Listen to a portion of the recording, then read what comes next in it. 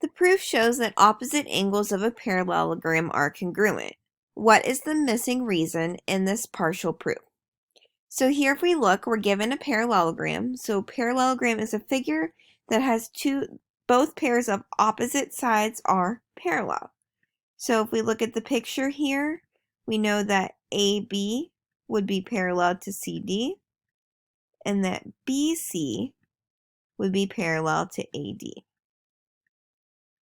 All right, so given ABCD is a parallelogram with diagonal AC, we need to prove that angle BAD, so BAD, is congruent to angle DCB.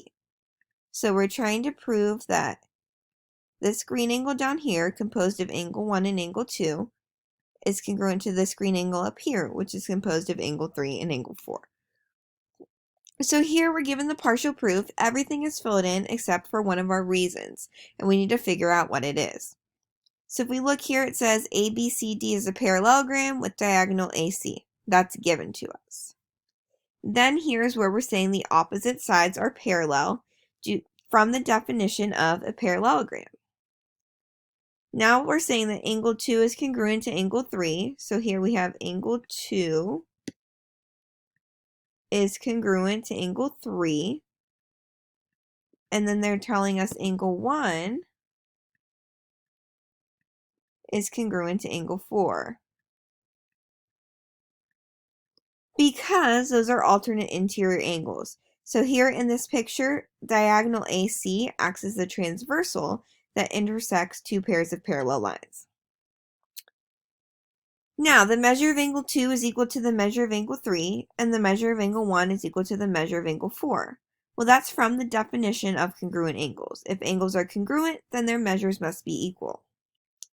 By the addition property of equality, if we take the measure of angle 1 and add it to the measure of angle 2, that has to equal the measure of angle 4 plus the measure of angle 2. Now here's where we need to fill in the missing piece.